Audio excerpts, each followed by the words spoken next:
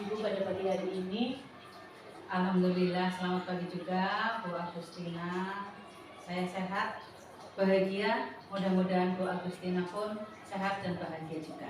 Alhamdulillah saya juga sehat Ibu. Terima kasih atas doanya. Semoga kita selalu sehat dan bahagia selalu Ibu. Amin, amin, amin. Mohon maaf Ibu, saya mengganggu waktunya terkait dengan tugas saya sebagai calon guru penggerak di angkatan 8. Saya harus melakukan wawancara terhadap Ibu sesuai dengan modul 3.1, yaitu pengambilan keputusan berbasis nilai-nilai kebajikan sebagai pemimpin Ibu. Ya. Apakah Ibu bersedia untuk saya wawancarai seperti itu? Oke, terima kasih. Saya ucapkan selamat kepada Bu Agustina yang sedang berproses untuk menjadi guru penggerak. Semoga nanti lulus dengan membawa sertifikat guru penggerak, dan tentunya mudah-mudahan dengan guru penggerak nanti akan bisa menggerakkan, tergerak dan bergerak untuk SD dan UAN. Terima kasih Ibu. Amin. Saya mulai ya Ibu. Ya, monggo Mbak. Ibu kan sudah menjadi kepala sekolah sudah lama Ibu. Tentunya banyak masalah atau dilema yang terjadi di sekolah Ibu selama ini. Jika saya boleh tahu, apakah ada dilema etika yang terjadi di sekolah Ibu selama ini? Iya. Dilema etika ada, tetapi tidak begitu besar permasalahannya. Contoh tentang indisipliner, yang sebetulnya beliau itu tidak melakukan secara langsung karena ada keterpaksaan sehingga beliau ini menyebabkan menjadi PNS yang indisipliner. Berarti terjadinya dilema ini karena memang ada alasan tertentu ya Ibu, jadi tidak sengaja dilakukan seperti itu. Betul sekali. Ya Ibu, bagaimana Ibu dapat mengidentifikasi kasus-kasus yang merupakan dilema etika atau kejujuran moral di sekolah Ibu? Iya. Dilema etika ini sebetulnya suatu permasalahan ini sebetulnya tidak merupakan pelanggaran, walaupun secara tertulis apabila kita terapkan ini pelanggaran karena indisipliner. Namun karena beliau melakukan ini dengan sangat terpaksa dengan alasan yang nyata, maka permasalahan dan yang diajukan itu saya identifikasi dengan saya bertanya, menelusuri akar permasalahannya. Berarti di sini terjadi antara dilemanya yaitu keadilan dan juga rasa kasihan ya Ibu. Betul sekali. Kita itu Ibu punya rasa kasihan sehingga memberikan dispensasi seperti itu nih Ibu. Iya. Jadi karena kita ini kan memang PNS atau ASN itu kan pelayan masyarakat, ya. Kemudian di sana muncul aturan, tetapi aturan itu kan tidak semerta-merta kita terapkan. Kita juga mesti harus melihat sisi kemanusiaannya, sisi kasihannya seperti itu. Nah, ya, Ibu. Selanjutnya dari peristiwa tersebut tentunya ada langkah-langkah atau prosedur yang Ibu lakukan agar mengatasi masalah tersebut. Kira-kira langkahnya apa Ibu? Ya, langkah-langkah yang saya ambil, pertama saya urai dulu akar permasalahannya itu apa. Kemudian dalam saya nanti menentukan kebijakan, saya juga melibatkan teman-teman ibu yang ada di sekolah, terutama teman-teman senior yang saya yakini bahwa beliau-beliau ini memiliki rasa kebijakan yang tinggi dan juga tidak memiliki label negatif terhadap teman yang lain. Seperti itu. Ya, bagus sekali langkah yang sudah Ibu ambil ya Bu. Lalu hal-hal apa yang selama Ibu anggap efektif dalam pengambilan kasus dilema etika? Ya, dilema etika ini sebetulnya masalah pribadi ya Mbak. Oleh karena itu dalam saya mengambil keputusan, saya ambil yang paling efektif. Saya panggil personelnya, kemudian saya tanyakan permasalahannya, minta penjelasan, kemudian saya catat supaya suatu saat seandainya terjadi lagi dengan kasus yang sama akan saya adakan pembinaan. Kemudian dalam catatan itu atau buku kasus, saya punya buku kasus, nanti yang bersangkutan pun harus tanda tangan di situ. Sebagai pengingat ya Bu, juga sebagai parameter agar kedepannya mungkin tidak diulang seperti Iya, itu ya. seperti itu. Lalu hal-hal apa yang selama ini merupakan tantangan dalam pengambilan keputusan pada kasus-kasus dilema etika di sekolah Ibu? Iya, tantangan itu muncul dari dalam hati sendiri, Ibu. Karena seperti ini, kita selaku ASN itu sudah ada aturannya, ada ketentuannya, ada sanksinya apabila kita melanggar. Namun demikian, saya harus menerapkan toleransi terhadap seseorang atau guru-guru saya yang memang nyata-nyata mereka itu memiliki masalah yang menjadikan mereka itu indisipliner. Jadi permasalahan pada diri sendiri, saya harus memberikan toleransi, padahal toleransi itu keliru karena ada aturan mainnya, jadwal yang sudah ditetapkan oleh pemerintah, jam kerja dan lain sebagainya. Iya, benar sekali. Iya. Iya, tentunya Ibu di sini juga harus mempunyai sikap yang bijak sehingga beliau yang bersangkutan tidak tersinggung dan sebagainya, dan juga masih bisa menciptakan suasana yang kondusif ya Bu. Iya. Lalu apakah Ibu dalam menyelesaikan masalah tersebut ada jadwal tersendiri atau mengalir begitu saja atau bagaimana? Iya. Saya tidak pernah punya jadwal karena saya tidak menginginkan adanya kasus.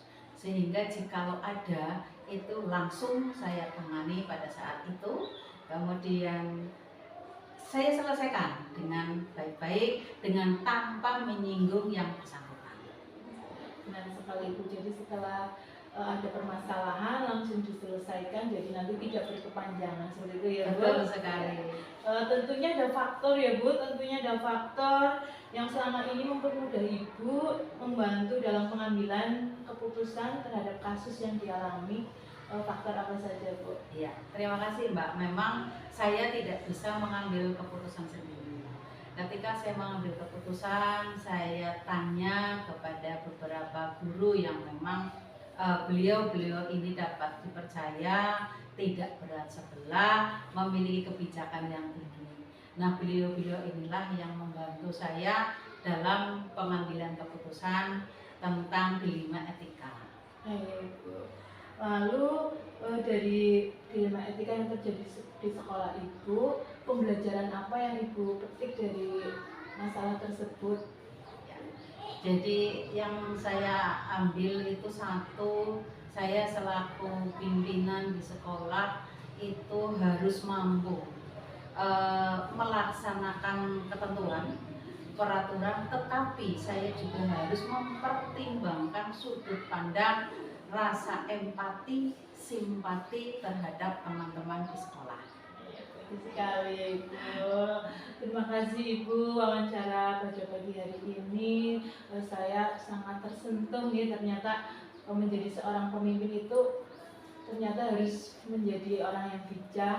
Tentunya juga kita di dalam menangani permasalahan harus dengan pikiran yang jernih sehingga kita bisa mengambil keputusan yang bertanggung jawab dan menciptakan suasana yang kondusif seperti itu ya Bu. Iya, saya yakin suatu saat Bu Agustina dapat menjadi leader yang lebih bijaksana.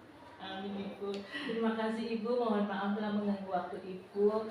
Jika nanti saya butuh sharing-sharing atau peka lagi, saya akan menemui Ibu kembali seperti itu ya Bu. Iya, terima kasih, sama sekali tidak mengganggu dan saya sangat-sangat welcome.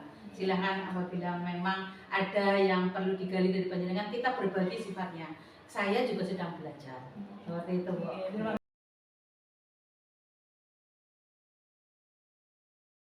Assalamualaikum warahmatullahi wabarakatuh. Waalaikumsalam warahmatullahi wabarakatuh.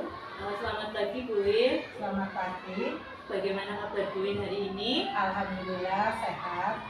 Alhamdulillah sehat ya Bu Win. Semoga kita selalu dalam lindungannya. Amin. Mohon maaf Bu Win, saya mengganggu waktunya terkait dengan program saya sebagai calon guru penggerak. Saya harus melakukan wawancara di modul 3.1 yaitu tentang pengambilan keputusan berbasis nilai-nilai kebajikan sebagai pemimpin.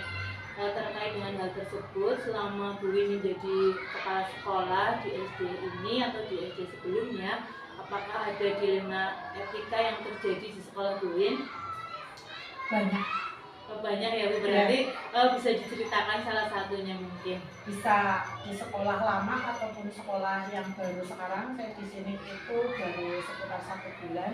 Itu biasanya saya yang pertama justru yang saya observasi, yang saya pelajari adalah untuk etika dan moral dari siswa ataupun guru yang ada di SD saya, seperti itu. Yang pertama saya akan mengawasi mereka datang jam berapa, kemudian mereka masuk ke kelas jam berapa, kemudian kebiasaan-kebiasaan yang lainnya dari mulai siswa ataupun guru ataupun pendidik itu akan saya awasi setiap hari. Kemudian ketika saya menemukan hal-hal yang agak keluar dari aturan norma yang ada di sini, biasanya saya akan membuat catatan-catatan seperti itu. Itu yang pertama. Kemudian yang kedua, biasanya guru apapun siswa lewat paguyuban ataupun orang tua akan menyampaikan beberapa hal kepada kami dan akan kami catat seperti itu. Berarti Bu Wit ini telah melakukan identifikasi dulu ya, jadi Betul. dengan melakukan observasi dan mencatat hal-hal yang terkait dengan etika moral tersebut, berarti sudah melakukan tindakan identifikasi terhadap kasus atau permasalahan di SDG. Betul.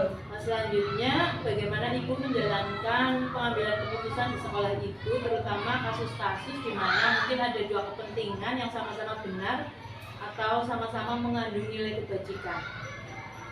Ketika sudah diobservasi, kemudian kita berusaha mencari pemecahan dengan mengkoordinasikan. Contoh, di sini beberapa saat yang lalu ada sebuah kasus di mana di saat jam olahraga, pelaksanaan olahraga adalah di lapangan desa. Kemudian siswa kembali ke sekolahan. Setelah kembali ke sekolahan, ternyata ada 3 orang siswa kembali lagi ke lapangan tanpa seizin guru olahraganya. Ternyata mereka kembali ke lapangan itu karena sepatunya ketinggalan. Salah satu siswa ketinggalan mengajak siswa yang lain dan tidak izin, langsung saja kembali ke lapangan. Setelah kembali ke lapangan, di tengah perjalanan ketemu dengan salah satu wali murid sama-sama kelas 6. Dan di situ terjadi dialog antara wali murid dan siswa di mana wali murid itu menendang pangkat siswa. Hingga akhirnya si siswa itu cerita kepada orang tuanya dan orang tua ke sekolahan. Ketika terjadi seperti itu, maka akan saya observasi ke guru olahraganya. Bu, kemarin olahraga kelas 6, nggih Bu, itu gimana-gimana. Terus dia akan bercerita. Kemudian saya akan menyampaikan, Bu, ini ada aduan dari wali murid seperti ini bagaimana? Iya Bu, nggak izin saya seperti itu. Kemudian saya juga ke guru kelas 6. Pak, ini ada seperti ini. Ternyata ujung pangkalnya dari aturan di kelas, di mana saat anaknya si bapak itu lagi belajar di kelas, kok jalan-jalan baik, sama si anak yang ngambil sepatu di lapangan itu ditegur, kemudian dihukum untuk ngepel seminggu full. Jadi bapaknya ora terima, akhirnya nendang pantat si anak di jalan.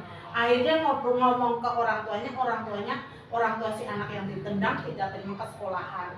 Saya konfirmasi juga ke guru kelas 6, tahu nggak ada aturan seperti ini? Ternyata guru kelas 6 tidak tahu, padahal harusnya segala aturan di kelas, guru kelas 6 tahu. Kemudian segala kejadian anak pergi ke lapangan lagi, kan lapangannya lumayan jauh, harusnya guru olahraganya tahu, ternyata tidak tahu. Itu kan berarti kurang kontrol. Kemudian orang tua setelah seperti itu, si anak juga saya panggil tiga-tiganya. Waktu ngambil ke sana izin enggak ke guru olahraga, ke pak guru kelas 6-nya. Ternyata tidak. Dan setelah semua itu sudah jadi satu, orang tua saya panggil semuanya.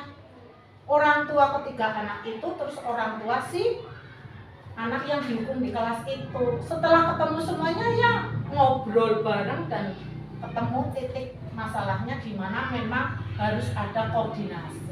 Orang tua tidak mengambil langkah nendang sendiri sebagai hukuman tidak terima kepada anaknya. Si anak harusnya juga tidak langsung cerita kepada orang tuanya, tapi ke guru olahraga ataupun ke guru kelasnya. Jadi intinya semuanya harus dikoordinasikan, tidak main tangan sendiri, tidak melakukan pemecahan masalah sendiri seperti itu. Berarti kemarin kasusnya itu karena kesalahpahaman gitu. Jadi Betul. orang tua itu ada yang komplain dan itu memang guru kelasnya memang tidak mengetahui dengan pasti seperti itu. Betul, Tapi guru setelah- olahraganya juga tidak seperti itu. Tapi setelah dilakukan koordinasi dan Dan pertemuan, konfirmasi, akhirnya terjadilah pemecahan masalah. Ternyata memang ada aturan seperti itu, tapi hanya lisan Bu Guru, dihukum 1 minggu tapi hanya ngepel 1 kali, terus sudah selesai seperti itu. Jadi tidak 1 minggu dihukum terus orang tua harusnya tidak ketemu si anak langsung ditendang, tidak, harusnya orang tua ke sekolahan tanya, benar nggak sih anak saya dihukum seminggu ngepel seperti itu. Kemudian si anak yang ditendang tidak langsung marah-marah tapi ke sekolahan, Bu ini dene anak saya ditendang, itu kena apa seperti itu. Kemudian guru kelas 6-nya juga segala tata tertib yang dibuat siswa di kelas dia juga harus bertanggung jawab tahu. Begitu juga dengan guru olahraganya. Kejadian apapun selama di jam olahraga ya tanggung jawab dia. Ada anak yang pergi harusnya dia tahu. Iya, Kenapa tidak tahu seperti itu. Iya Bu, iya benar sekali ya Bu.